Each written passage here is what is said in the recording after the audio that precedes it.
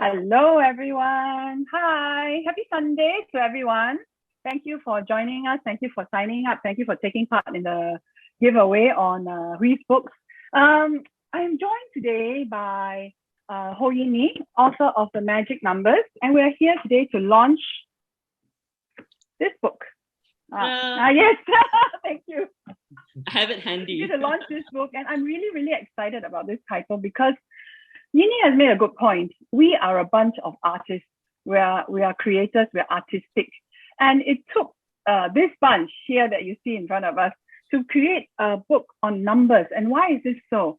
And Yeen Nie has curated many amazing stories on how numbers came to be. Humans did not have a numbers system in the beginning, and there's a lot of history and a lot of research that she has done. So I don't want to take too much of the time. I just wanted to show you. Yeah, I'm not sure if you can see this in my background. Oh, okay. Maybe not. All right. So this is the Changemakers series, all 5 books of it. And this book started in 2020, actually, with the beginning of the pandemic. And I think most of you started following this series from book 1 when we all went into circuit breaker and this book was produced.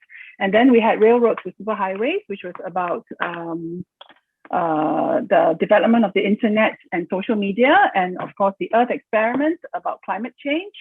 Yeen Nie then last year or early this year wrote Little Big Heroes, an amazing book which I hear is selling very well, about the amazing little heroes in our lives, in nature, the little creatures that make a difference to our lives. And today we're here to launch this, The Magic Numbers. I'm sorry about my screen. Yeah, this one. David and Yeen Nie will show me. All right. Yeah, so without further ado, Yeen Nie is joining us all the way from London. And David Liew, our amazing illustrator, is here to show us some art. And we get to draw along with him later as well. Yeen Nie, I should stop yabbering. So good afternoon, everybody. It's morning right now in London where I live. Thank you all for coming, for joining us, and for being so interested in what the Magic Numbers is about. So as Hwee said, you know, what are we doing? Like a bunch of artists, not just artists, but a bunch of art students, you know, coming around to write a book about math.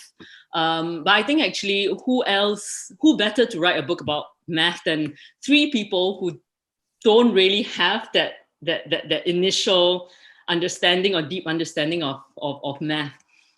Because I think what my focus is then is to look at the stories that really jump out at me, and to sort of not just to focus on something that's way too theoretical or way too much about the formulas, because I think there is a whole world of stories out there about math, about the history of math, how it's transformed our everyday lives, how it's being used in our everyday lives, and how it's being used by you and I today, every day, every single moment, that we're not actually that aware of, you know. And I think I wanted to just really cast a spotlight on these perhaps little known stories.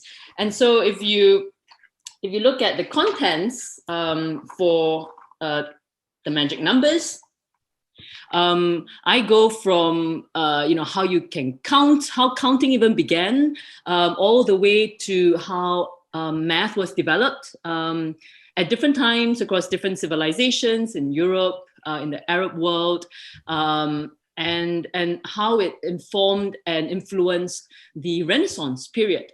And from there, you know, the invention of computers much earlier than you and I actually think. But I'll leave it to you to find that out in the book. The invention of computers and the contributions of early human computers, because they were not machines, they were actually humans. So again, these stories are all here in the book.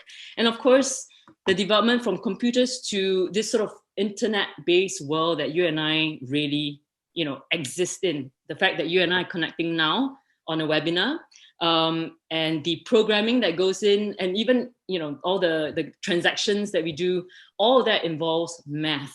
It looks like magic to us sometimes, all this technology, it looks like science fiction perhaps, but actually it's just math. And my book goes through all these little stories, helped by David's fantastic illustrations. They're so fun and they're so warm and they're so, they're so interesting. They add so many more layers to the stories. As you were writing your book, right, Yee Nie, was there a moment where man decided they needed to count more than 10? Like, what was the evolution? Yeah, so like, at which point did they decide, oh man, we need to count more, you know? So I think what's really cool and what's little known about math and the history of math is that eureka moment, right? The bingo moment when we decided we needed to count, because we assume that it's so natural. But think about it, like, well, firstly, why would anyone need to count if civilization wasn't yet so developed? So many tens of thousands of years ago, before we had agriculture, before we had trade, there really wasn't a need to count. Counting became was developed out of necessity. Before that, when people led much simpler lives, when early humans led much simpler lives, I think actually they perhaps if they use words or language at all, it was just one or two and then many.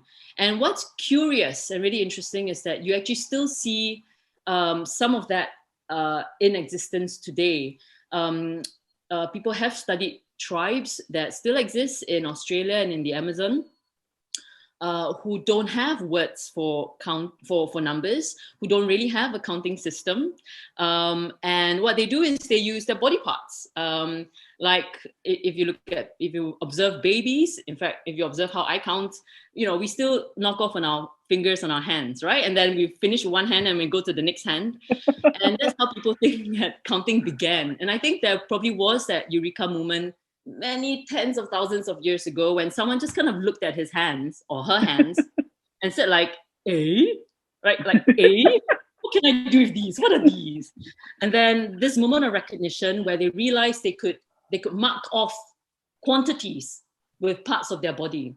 And that's how actually how scientists believe that counting developed way, way, way back then, before writing was invented. Yeah. And even after writing was invented, even after writing was invented, early civilizations, and by which I mean the Egyptians, the Mayans, Mesopotamians, they created pretty advanced civilizations for their time. They had systems of writing. The Mesopotamians invented writing about 4000 BC, but they didn't really have a writing system for numbers. But then they did use their writing systems. With the Mesopotamians, it's called cuneiform. With the Egyptians, it was hieroglyphs. And they were able to then represent numbers, represent quantities. Maybe not so much numbers. They were able to represent quantities using these, right? So many of these writing systems look like symbols. So actually, I think perhaps this is a good time to bring in Dave to sort of run us through how the Egyptians, for instance, represent what they did, how they represented their numbers. Dave. Okay, hi folks. Okay, I'm just going to appear as a screen rather than myself. Okay, well, this is new to me too, because I can't even barely count in real numbers, let alone hieroglyphics. But the Egyptian number system is quite easy when you look at 1 to 9, because we use something called Arabic numbers. Okay, that's another story. But the Egyptians kept it simple, and so I just go to the screen. So 1. By the way, I'm not writing the number 1. This is actually the Egyptian hieroglyphic for 1. So this is 1. All right. Wait, I just joke here for a while. Stop here for a while. Everyone at home, if you've got pen and paper, feel free to draw along, because this actually gets fun. This gets really cool. So, now we started with 1, but it gets more interesting. Yeah. And sure, it's so simple, it's almost embarrassing. Okay, then 2. Wow. 2 will be 1 and 2. So suddenly you get 2, right?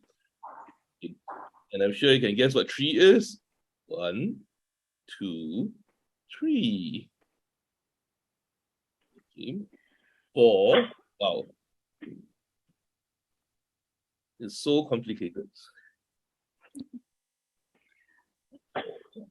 But you notice that, okay, based on what the scientists and archaeologists or whatever they found out, that the position after you get the 3, the position, you notice that the position of the to make 4 is 2 on top. You just don't do 4 in a row because it probably confuses somebody. All right, and then you can no prizes guessing 5 would be basically 1, 2, 3, 4, 5. How simple? 6. 6. This is getting predictive, very predictable.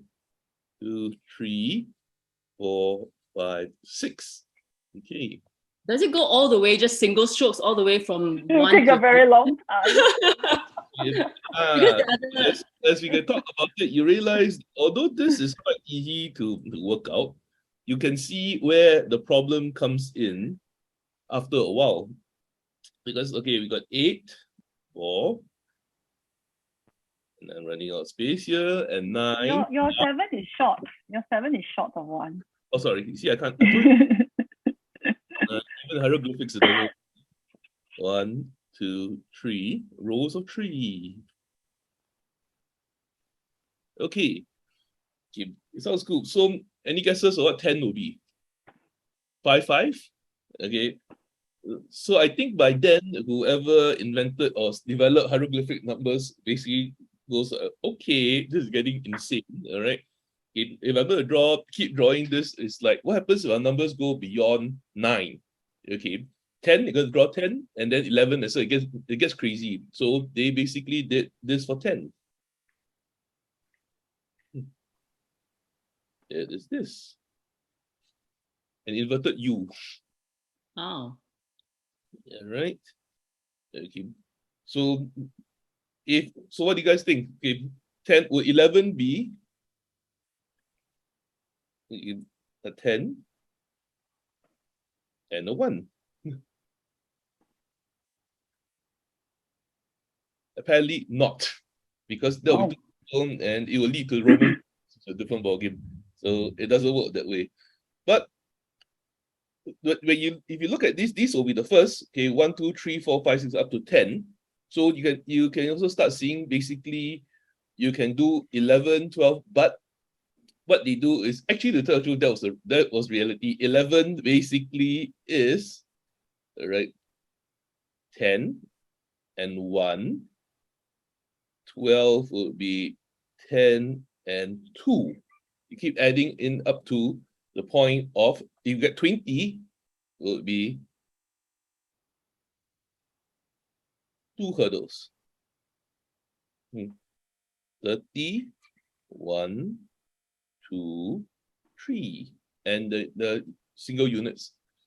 Okay, easy, isn't it? Okay. And if anybody knows Roman numerals, it works a bit similar like that. And if you're a history geek, you realize that there is a relationship between ancient Egypt and ancient Rome later on. Okay, Cleopatra and so on and so forth. Okay, there'll be hopefully another book. But you can see where, I hope you can see where it gets a bit crazy, where the numbers get even bigger. All right. So can you imagine if now 100 in hieroglyphics? Are you going to draw 10 little hurdles? You're going to run out of paper. Okay, they didn't use paper, they use papyrus, which is another level.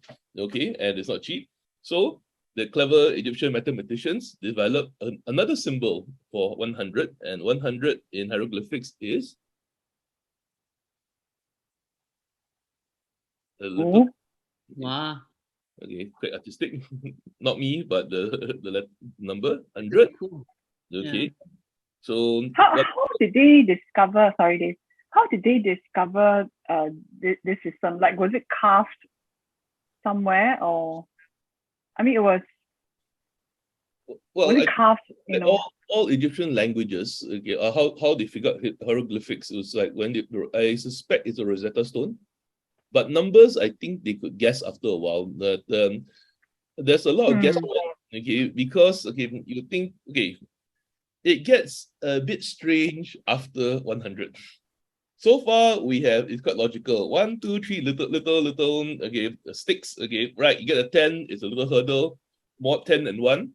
100, you get a little squiggle, okay, but as they discovered, as you go into more, larger numbers, it starts to get pretty weird. Okay, so this is the hieroglyph for 1000, big number. So instead of 10 little squiggles, all right, what they have was this, and I'm going to try to draw it in a credible fashion.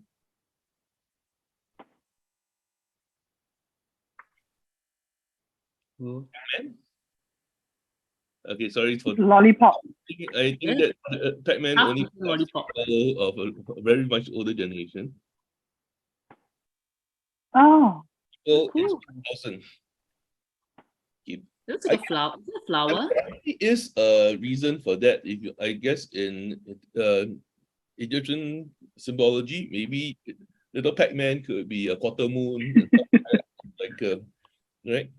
And okay, it gets stranger. So after 1000, what do you have? You have 10,000. So it's all powers of 10. Yep. So they're working in multiples of 10. Okay, 10 bushels of corn. Okay, 10,000 bricks to make the next pyramid.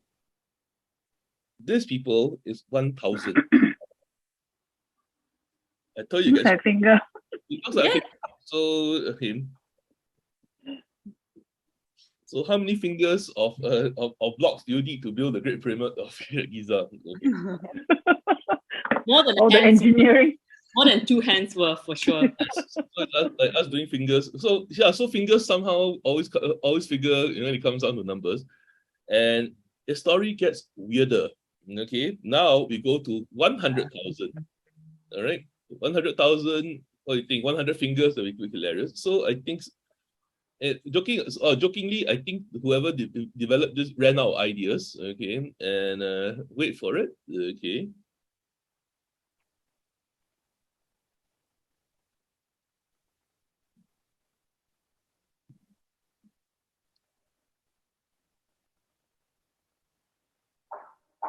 I love that the way Dave is drawing this, it's like it leaves you guessing as to what is going to be the final image, because you just see these strokes and then he joins them up for you. So now what we're seeing is something like an animal Looks like a frog. Oh, yeah. Apparently, according to this, so kids, are you drawing this? In Egyptian, old Egyptian. So basically, I can't draw this. 1.5 rocks to be able to buy you a car in Singapore right now. Yeah, COE. That's Yes. one COE. So folks in Singapore, if your parents are looking to buy a car, go down to the dealership with 1.5 rocks. And the last, for the COE. Yes, it's a super big number. Okay, after 100,000, okay, it's 1 million. Wow, 1 million. You start thinking in ancient Egypt, what 1 million? 1 million, 1 million stones. Grains of sand. 1 million grains of sand, 1 million locusts will come and eat your grains. Okay, this one, I need to give me a moment. This is going to be a challenge to draw, actually.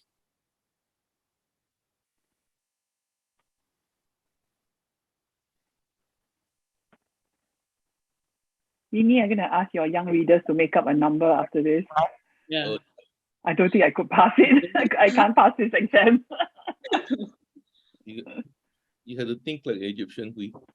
Yeah, I know, right? Walk like one. Walk like one, dance like one, write like one.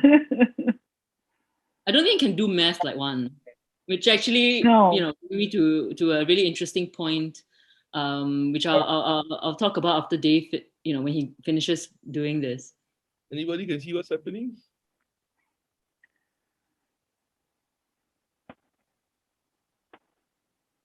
If anyone can guess right now, please. Yeah, I was gonna say, guys in the audience, guys and gals in the audience, please help. You probably can see something emerging already. Right now, a few thousand years of Egyptians are screaming at how I'm mutilating their system.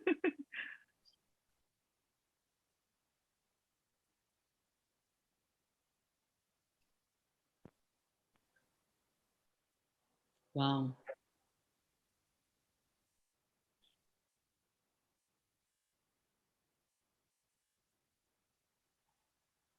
It's a person.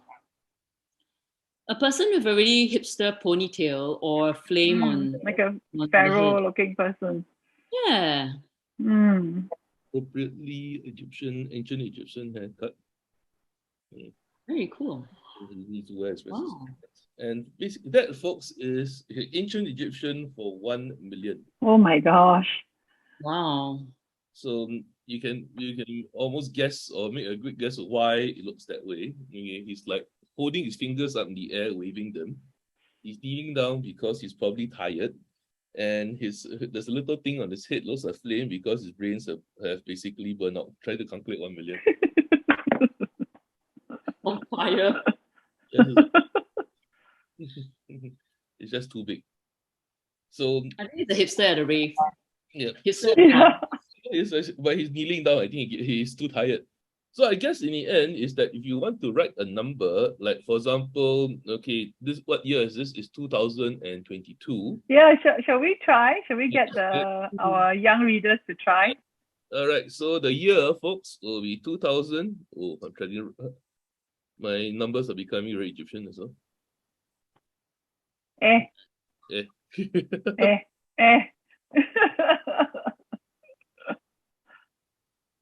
I'm going back in time. So 2022. So what do we do? 2022. Right. So will be okay. So do you draw two frogs, or you draw Because oh no, frogs are 100K. Okay, sorry. Yes, we have that far in the future yet, Hwee. So it will be this funny little planting. Sorry about that.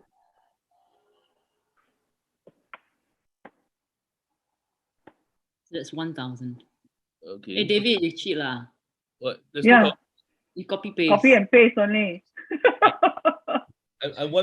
I do. Easy for us to say. You know the Egyptian scribes and our friends back in all these our participants in their at home, painstakingly drawing, and here you are, just like 2 clicks of a button. Hey, I believe that Egyptians had something to do with space. Okay.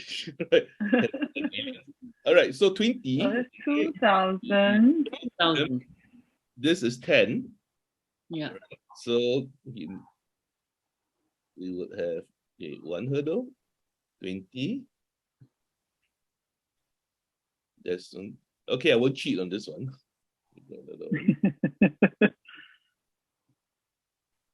And 2.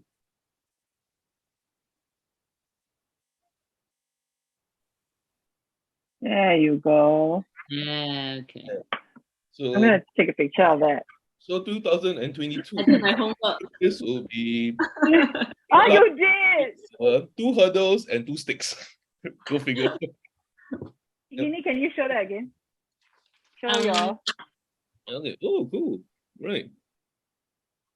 So for Singapore, the population of Singapore is supposed to be 6 million. So the population of Singapore expressed in hieroglyphics will be 6 guys raving at a party. Population of Singapore. Very cool. Thank you you so much, Dave. Dave. This is totally new to me. So David, can you save this sheet for me? I want to have a copy of that. Okay, and for those, and tomorrow you're going back to school, folks. Okay, everybody try to do your math sums in this and drive your teachers crazy.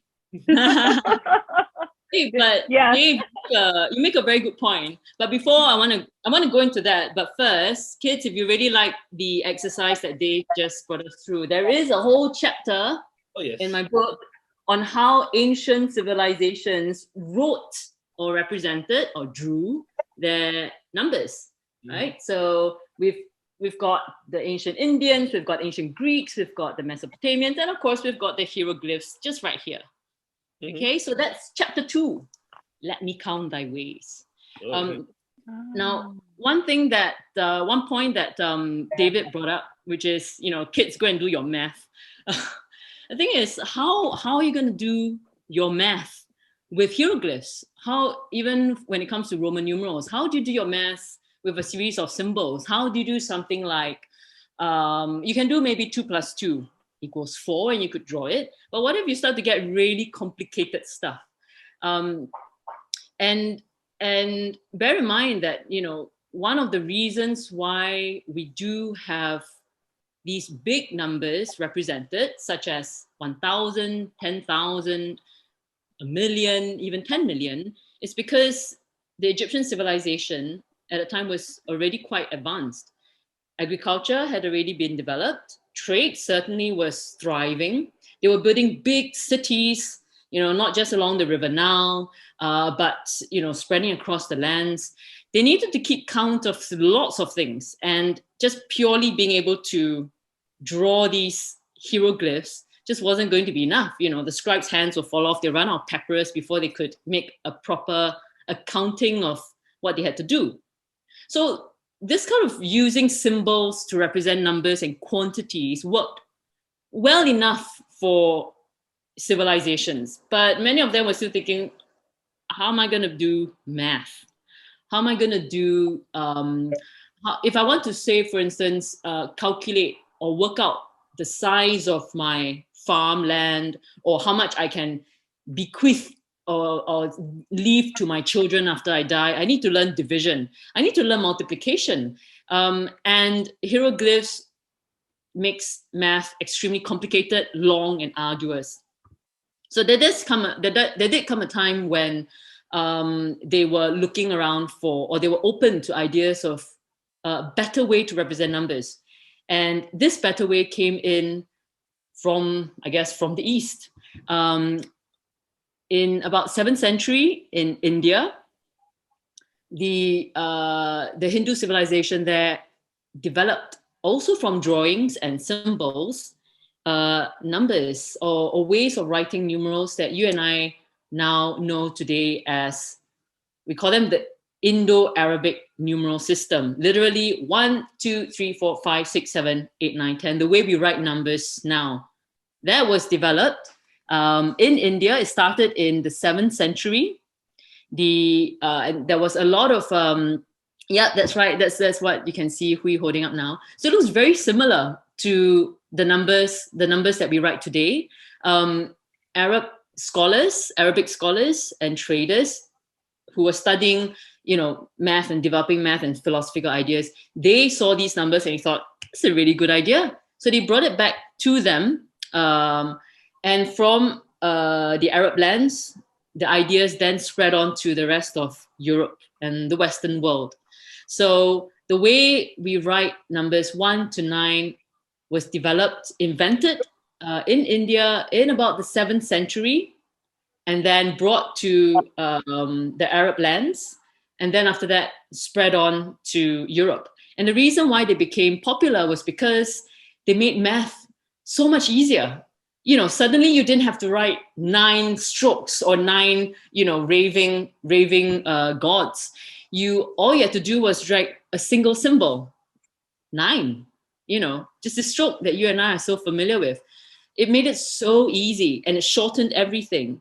And because math was developed of necessity to count things, bigger and bigger things. So suddenly when you're presented with a system that made counting so much easier and math so much easier, people then said, okay, I want it, I'll use it. And so that's how most of the world now adopted and still use the numbers 1 to 9. Yeah. Fascinating. Thank you for the story. Yeah. Yeah, it's really cool once you just sort of get into it. The history of numbers. But here's a secret. And this is a bit like the secret history of numbers, right? That most of us don't know about. So in the last half an hour, we've gone through, we really dropped a few secrets. The first is that people actually for a long time didn't count or didn't need to count. But the second big secret is that is that one of these numbers that we write, that we know of nowadays, it was once, for a few hundred years, considered the most dangerous number in the world. It was considered an evil number. It was considered a number. Anybody know? Like Does evil. anybody know? Yeah. Has any one of you read the book? Does anybody know what was this? Or can anyone guess? Secret. Yeah, which is this number that terrified everybody? In Europe, people were so afraid of it, they banned it. And they said it was evil. Anyone can guess? Oh, Haley Chua. Did you read the book already? Have you read it, or you? Thank you, Matthew. Also correct. 0. Nice. Did you guys already read the book, or you knew about it already?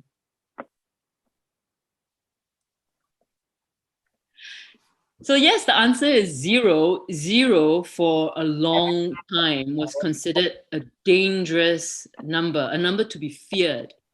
Now, why? Who created 0? Who came up with 0? 0 was also developed or invented in India in and around the same time that the other numerals 1 to 9 were invented as well. And the concept of 0, it derives from a Hindu philosophical idea of emptiness and of the void.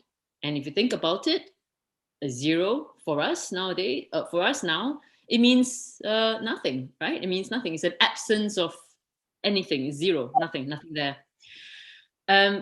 For the Indians at the time, it made sense. In their philosophical world, in their philosophical concept, they were very comfortable with the idea of the void, of nothing, and they created a symbol to represent it.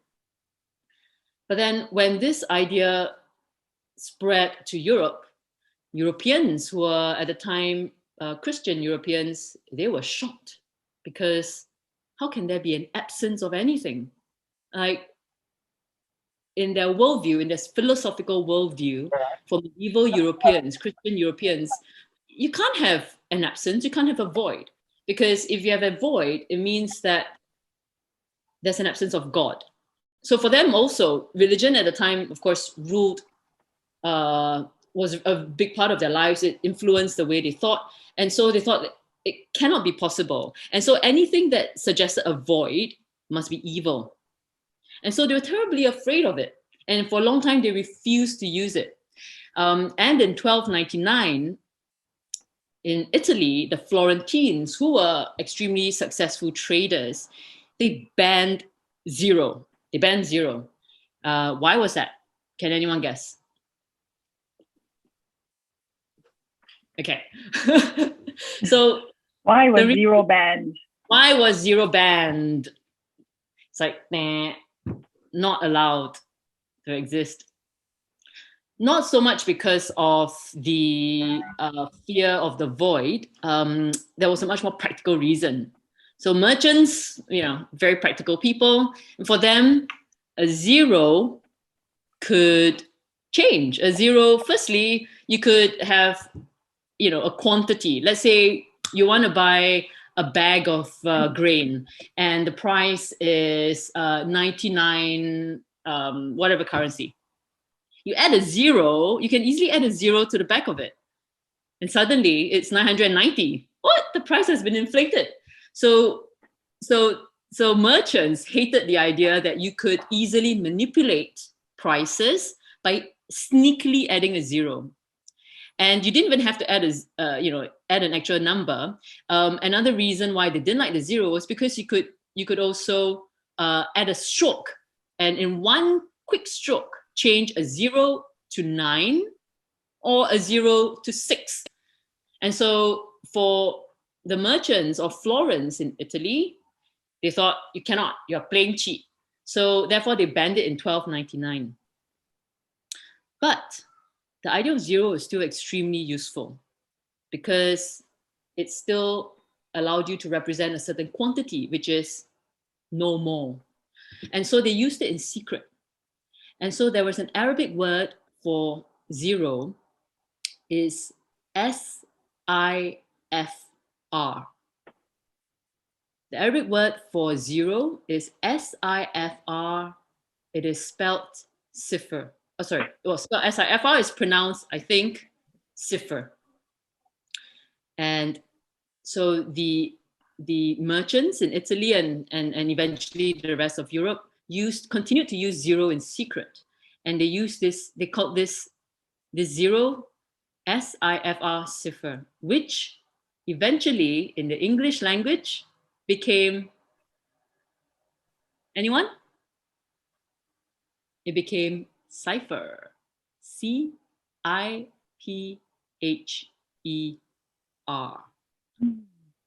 C-I. David. Oops. C-I-P-H-E-R. Cipher. Now, what does cipher mean in the English language?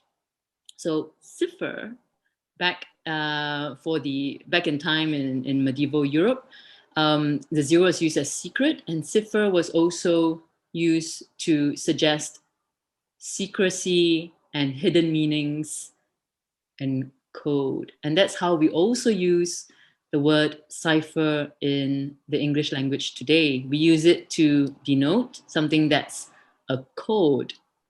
So it's quite interesting if, to kind of see how zero has changed over the centuries, because eventually everybody used it. And it was hard to keep it a secret any longer. It was also hard to keep it banned. It became really useful. So people then started to use it, and it became more common and accepted. And the word for it, cipher, took on this meaning of code. And that's how we also use the word cipher today. And that's one of the background, secret histories, the hidden histories of our numbers.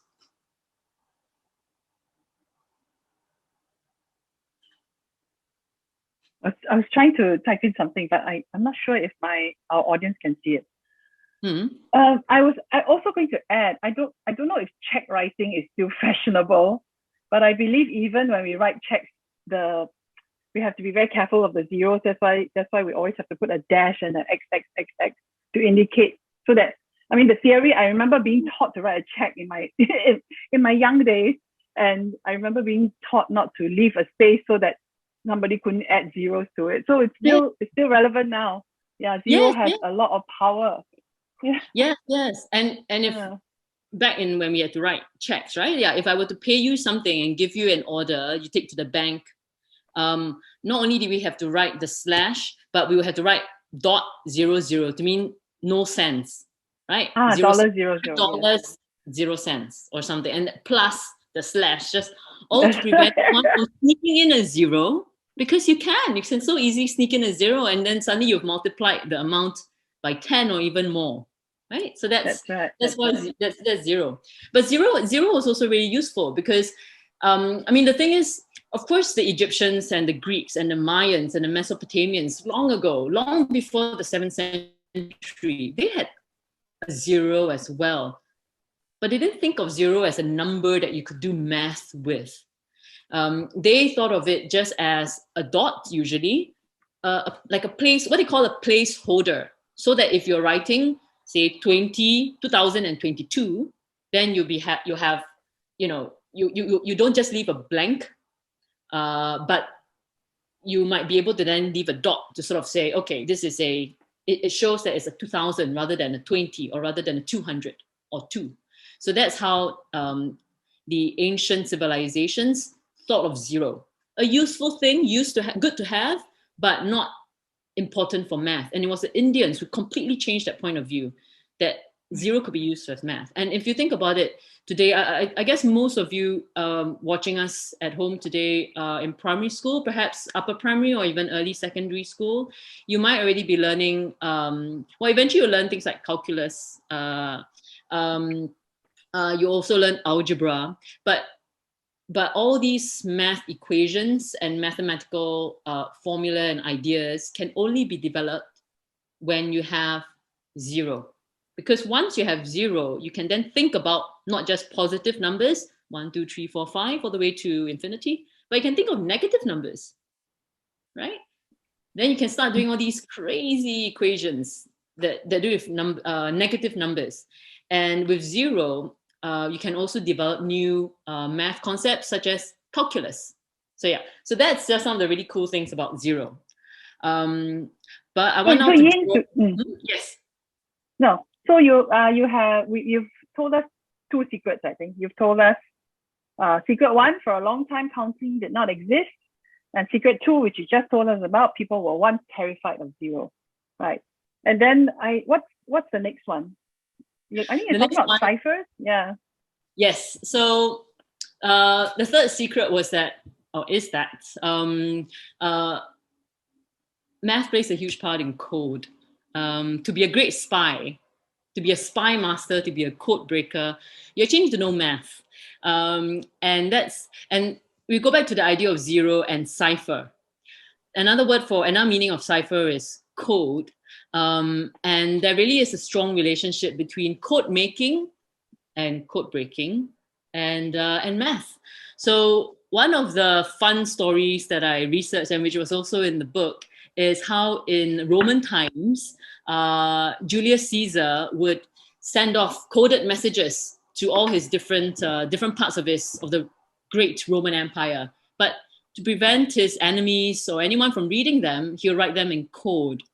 And this code was based on simple addition and subtraction. Okay, so what he would do is the numbers in his letters, he would write for each coded letter in his message would actually be 3 places in front of the alphabet of the actual letter. So if you see on your screen, Caesar's code was based on simple addition and subtraction. And each coded letter was 3 places ahead of the actual letter in the alphabet. So in order to decode his message, his soldiers all across the Roman realm would then have to subtract 3. So it's really simple to us, you and me right now, but back then it was still considered quite sophisticated and, a good enough a code to use to keep the empire running. So let's do an exercise, shall we? Shall we try to break Julius Caesar's code? Shall we try to decipher something that he might have said? Because this also leads me to another secret that I want to share with you. So here we are. Dun, dun. Can you break Caesar's code? Can you break Caesar's code? So the Roman soldiers have been at work and they finally decoded the first half of the message. It says, you have to find something, find the blah, blah, blah, blah, blah.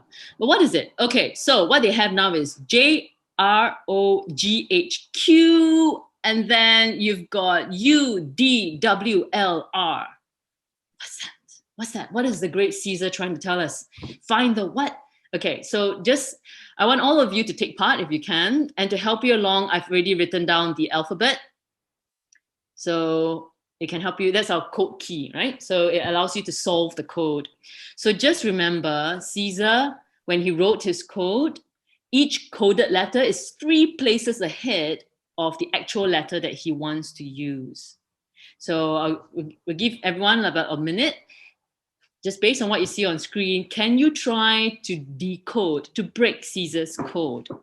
Right? What is find the, what are you supposed to find? Find the JROGHQUDWLR. Find the but I love math. I think at one point I really felt like it was a superpower, because once you have all the formulas in your head, yes. You're aware of it, and you're aware how they work. You're aware of how they work, and the fact that you can actually use them very liberally and loosely. It suddenly seemed to open up a whole new way of looking and solving equations. You could be very flexible in choosing the different kinds of formulae that you use. Yeah, I really like math. I can't say that I'm an art student who hated it. I really enjoyed it. Yeah, go ahead, right? So the third secret of math was that many coders, many spies, many encrypted messages were based on numbers, right? And we see this even now, basic computer encryption, message encryption, if you use WhatsApp or if you make an online purchase, all the sensitive information, private details that we share over the internet, they are protected through a kind of code or coding system known as encryption. And this encryption is actually based on prime numbers, which is a kind of mathematical number with special properties. You'll learn that, I guess, in later on in secondary school. Lower, yeah. Or later, yeah. Lower secondary. Prime numbers are cool because prime numbers essentially, you can only multiply, you divide it by just one and that number alone. So 17 is an example. 13 is an example. 11 is also an example of prime numbers. And the way encryption works, just very briefly before I go into our next secret, the way encryption works is you can multiply two very large prime numbers to get a super huge number. But then it's actually very difficult for you to look at this super huge number and reverse the equation so that you know what the two prime numbers are. And in order to break the code and access all the sensitive information, your computer would need to know what those two smaller prime numbers are. And it's very difficult even for the most sophisticated computers to do it fast enough. And so that's what makes our data sent over the internet, what makes encryption such a successful and safe way of protecting our information because of math. Okay, so because math, yes. Because math. So thank you, David. Thank you, Matthew, and thank you everybody who tried to break Caesar's code. The answer is find the golden ratio. What is the golden ratio? What is the golden ratio? What is the golden ratio? Has anyone heard of the golden ratio? Hello, has anyone heard of the golden ratio? David, what's the golden ratio? Maybe you should know this. I have no idea. Yeah, David will know the golden ratio. It's something very magical. And it's golden. Yes. It's so gold you can't see it. Actually, you can't. You can see it. You can see the golden ratio. You can see the golden ratio in action in nature. You actually see it all the time, but you don't realize you're seeing it. Yes. What are some examples, David? Okay. Can you draw something? This is kind of unusual, but okay, we have a little picture.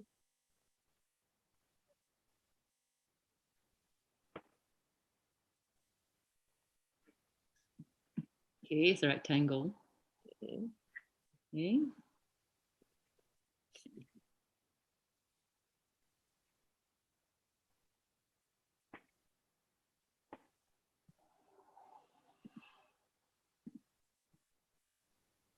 All right, it says hello up there.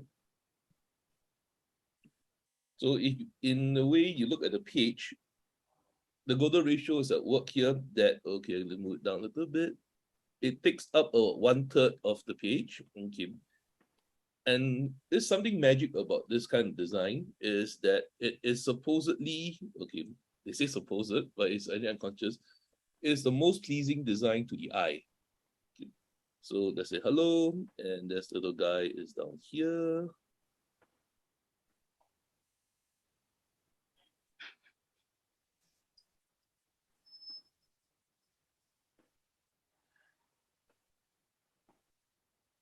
So in a very simple ratio is that this takes up 1/3 of the page. This takes 2/3 of the page. And it's very simple, but it's supposed, this is actually, they studied it as a kind of a pleasing design. So it's unconscious because case in point is this. Okay, let me take this guy's away. He's going to disappear for a second. Bye. Oops, he's coming back again. All right.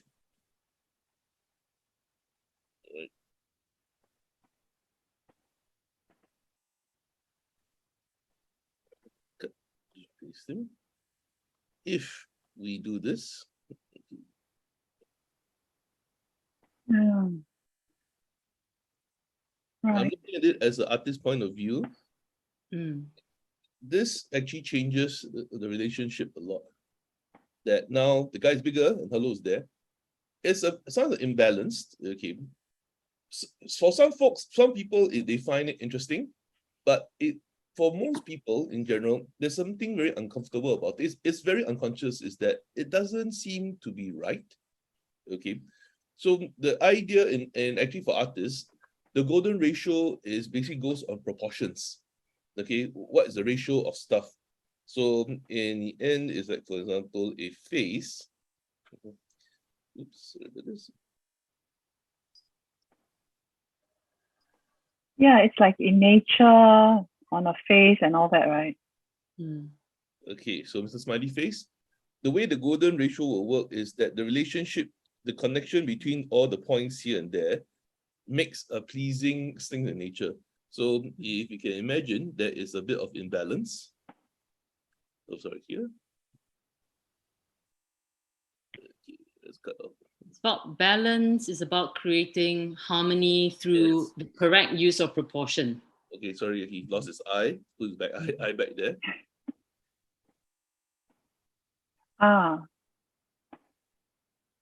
Looks like a cookie. Okay. Let's shift this mode.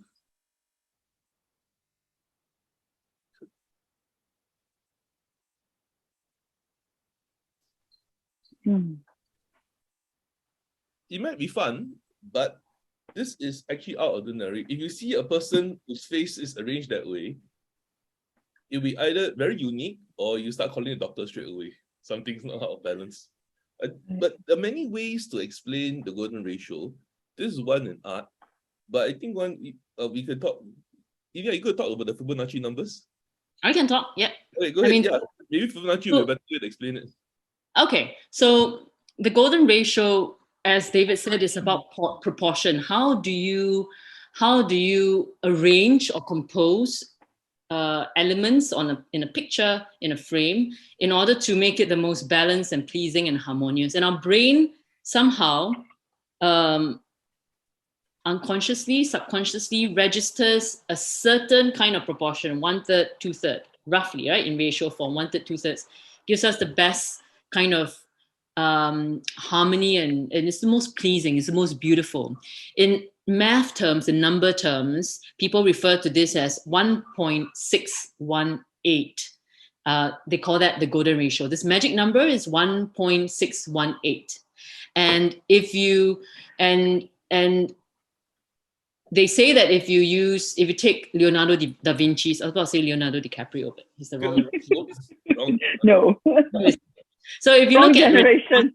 The wrong generation, if you look at Renaissance painters, artists, they really deployed the use of the golden ratio in their artwork. Leonardo da Vinci is said to be one of the greatest proponents of the golden ratio. You can find it in a lot of his works, just in the way he balances the different characters. And even the building, the Acropolis in Greece, in Athens, apparently you can also see the golden ratio at work, just in terms of how the columns align, or the length and the height of the columns, and the length and the breadth and the width of the entire structure.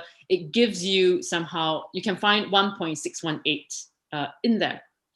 But you can also see the golden ratio in nature. But in nature is perhaps better described through something known as the Fibonacci sequence. So Fibonacci sequence is a really interesting mathematical quirk that you might encounter in your textbooks eventually. So it is a sequence of numbers that goes on forever. It's an infinite sequence. It starts with 1, and then 1 again, and then 2, 3, and then 5, 8, etc., etc. And the way it works is you have the each number is the addition, is a sum of the two numbers before it. So it starts with 1, 1. So therefore the third number is 2, and then 1, 1, 2. The fourth number is 3, because 1 plus 2 is 3, followed by 5, because 2 plus 3 is 5, and then 8, because 3 plus 5 is 8, so on, so forth until infinity. Okay, so what has the Fibonacci sequence got to do with math and got to do with beauty in nature? if you were to take the two consecutive numbers and you find a ratio between them, so you find a ratio between 1 and 2, find a ratio between 2 and 3, between 3 and 5, between 5 and 8, and so forth, what you'll find is that this ratio, the further down the sequence you go, the bigger the number. Strangely enough, the ratio becomes closer and closer to 1.618. It's the oddest thing. And you see that it's 1.618, and then maybe it goes into bigger and bigger decimal places, but it doesn't change. It gets closer and closer to 1.618. So somehow nature has found a way to represent the golden ratio. Nature has found the golden ratio, one could say.